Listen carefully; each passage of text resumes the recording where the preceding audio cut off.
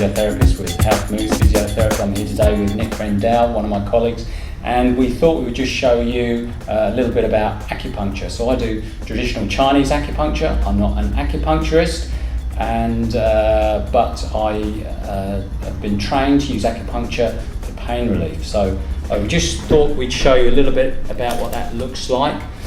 So the first thing I do is identify the point that I want to, where I want to pop the needle in. So they're very fine needles, it's not like having an injection. And then I just mark that point with an empty tube, like with the swab. And I then take the fine needles. So these are all single-use, sterile, disposable needles.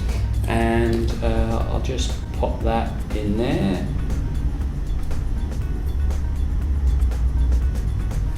So that's it. That's you might call it traditional Chinese acupuncture.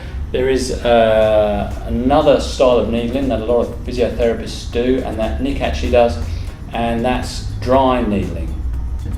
I basically use dry needling to loosen up some of the trigger points I might find all over the body. So I use it a lot in the lower back, glutes, up in the upper traps, in around the base of the skull.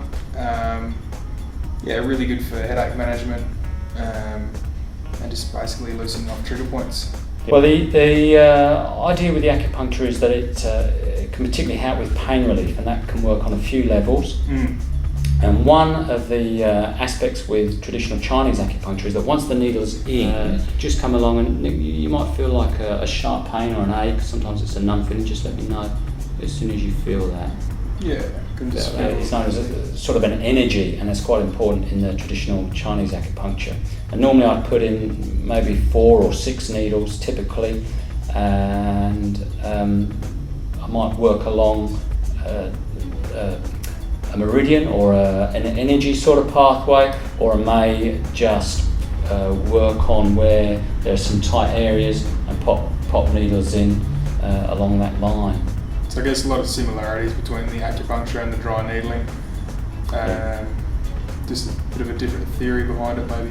Maybe a difference in the thinking rather than too much about the actual Still the practice. same needles. Yeah, possibly similar effects as well. Yeah. I'm just looking at your demonstrations. Mine's sometimes a little bit deeper, a little bit more aggressive. Right. Depending on the patient. So. Right. Use a bit of judgment to work out.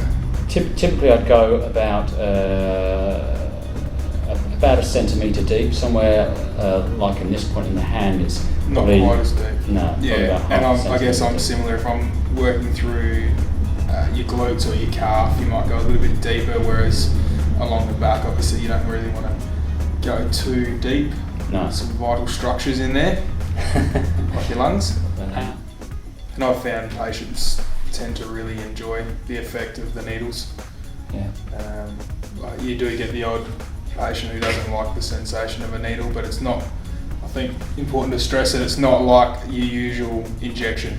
There's no hole in the needle. Hopefully you found that interesting. Thank you for watching.